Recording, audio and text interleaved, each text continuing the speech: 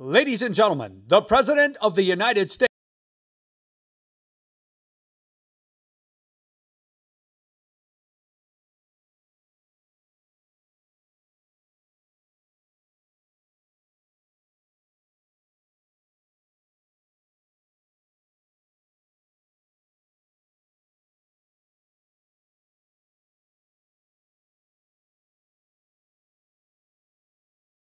Well, thank you very much.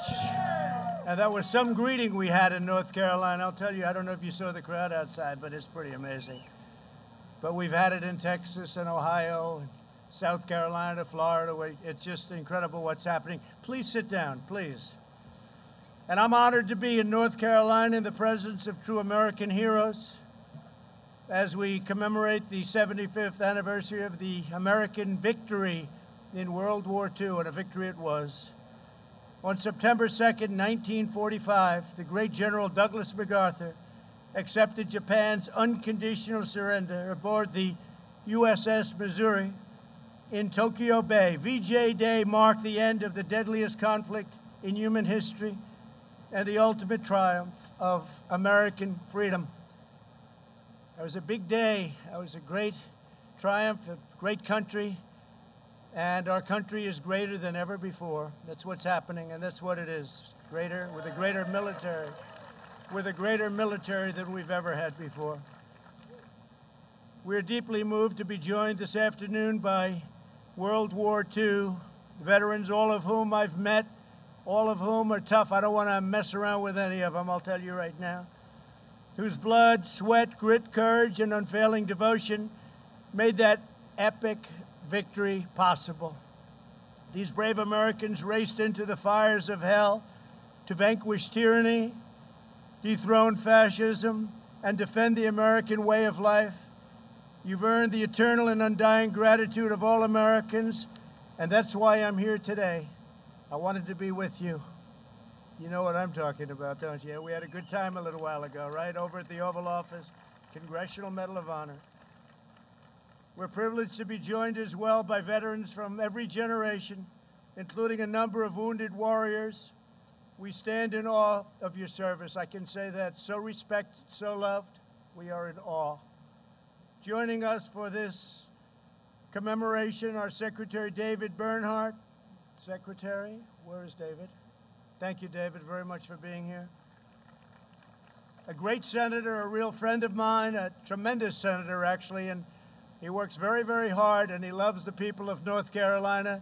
Senator Thom Tillis. Tom, thank you very much. And some warriors, they're in Congress, and they're tough and they're smart. Representatives David Rouser, Ted Budd, and Dan Bishop. Thank you, fellas. They are tough, but you're not as tough as these guys, I'll tell you right now, right? You're not as tough as them. There's no better place to mark this profound World War II anniversary than right here in Wilmington, North Carolina. The people of this city and this state, and it's an incredible state, and I want to thank you for being so nice to me. You've been very nice, very, very nice. Every time we've asked for something, but I've been nice to you also, I have to say that. But you made the extraordinary contributions to the war effort. That's North Carolina made this extraordinary contribution, and so many. Nearly 2 million American servicemen trained for combat in North Carolina, more than any other state. Wow, that's pretty good, isn't it, huh? Who would know that? 2 million trained, more than any state. Over 360,000 service members from your state fought in the Second World War. They battled on the cliffs of Normandy, over the skies of Africa, and in the deep waters of the Pacific. Over 11,000 North Carolina patriots fought the enemy until their very last breath. You know what that means, right? Think of that, 11,000 died in the war. We want to thank you, boy. And we have family members here, by the way. That's them saying hello. In Wilmington, more than 20,000 workers of the North Carolina Shipbuilding Company poured out every ounce of their strength to build an astonishing 243 ships for the U.S. Navy. And it was the citizens of Wilmington who came together to save a priceless artifact of American history, the glorious battleship behind me, the USS North Carolina, and that is some powerful and beautiful ship coming in. We got plenty of televisions on Air Force One, and they showed it in prime time in the 40s. And they showed that ship, and I'll tell you, they don't make, I shouldn't say this, they don't make them that way anymore. They really don't. What a beautiful ship. During World War II, this magnificent ship participated in many major naval offenses, and in the Pacific theater itself, including the Marshall Islands, Iwo Jima, and Okinawa, earning more battle stars than any other battleship. We're learning a lot today, right? That's pretty good. Why are you clapping? You come from West Virginia, huh? He loves West Virginia, so do I, right? But we're clapping anyway, right? You better believe it. Thank you.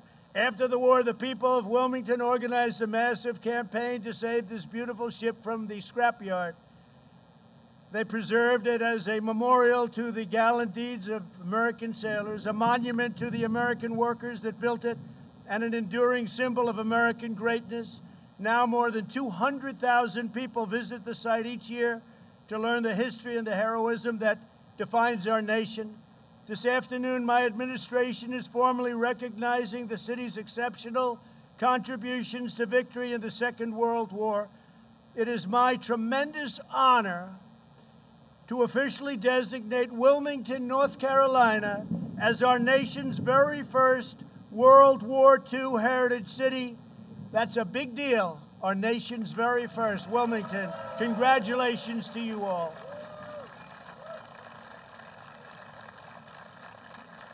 And God is saluting you up there, I tell you. We may have to go a little quicker than I thought, right? With this designation, we proudly declare that in America, we don't tear down the past, we celebrate our heroes, we cherish our heritage, we preserve our history, and we build the future. This mighty vessel and this magnificent town will forever tell that story with this designation. So I want to just congratulate North Carolina and Wilmington. That's a fantastic thing. I want to thank Senator Tillis and Congressman Browser, stand up please, in between the lightning bolts, for their work to make this day possible. Thank you, Tom. Thank you, fellas. Great job. And let me also thank retired Navy Captain Wilbur Jones, who has championed the cause of World War II heritage cities. Wilbur, thank you. Thank you, Wilbur. Great job. Great job. So, Wilbur, you know a lot of people wanted this, right? So you are just a tough cookie. You got it. Number one in the nation. I want to thank Wilbur. That's great. I also want to recognize several of the heroes who saved American freedom. And I've known some of them since I've been in office. I've seen them. And there they are. Here today is my good friend who I just left, and he was in the Oval Office with me at the White House, Woody Williams. 75 years ago, Woody showed fearless courage as a Marine in the Battle of Iwo Jima. You are amazing. I promised him I would not tell that he's 97 years old, I promise. I'll tell you, he's 100% sharp. He's 100% sharp. I know a 78-year-old that's not so sharp, and he's 97, and he's 100%, because it has nothing to do with that. 78's young. Depends who's 78, that's all. He's 97. I said, man, you are something. And physically in great shape. He braved a torrent of hostile fire while destroying one enemy machine gun position after another, knocked them out one after one for his daring actions. President Truman, think of that, awarded Woody the Congressional Medal of Honor, the highest in our land. Woody, congratulations. You inspire us all. It was great to have you on Air Force One. I had promised him, you know, maybe 2 years ago, I said, I'll take you on Air Force One. He came up. He's very aggressive. He said, I'd like to fly on Air Force One. I said, I'll do it. And today we did it, right? We got it done. Thanks, Woody. Great job. Also joining us today is Paul Phillips, a veteran of World War II, Korea, and Vietnam. During the Second World War, Paul proudly served on the USS North Carolina in the Pacific Theater. At 93 years old, he has returned today to visit the ship upon which he so nobly served. He's a tremendous man. Paul, It's our honor to have you with us. Please, Paul, stand up. Thank you, Paul. Thank you. Perfect. Thank you, Paul. Great job, Paul. Appreciate it. Here as well is Army veteran Greg Melikian. When Greg was 20 years old, he served as a radio operator in the headquarters of Supreme Allied Commander General Dwight D. Eisenhower. I'd love to have heard some of those conversations. Much more interesting than today, right? 75 years ago, General Eisenhower directed Greg to broadcast around the world the long-awaited news that Germany had surrendered. Greg, your being here is very, very much appreciated. Thank you very much. It was a great honor meeting you before. Thank you very much. Very, very great honor.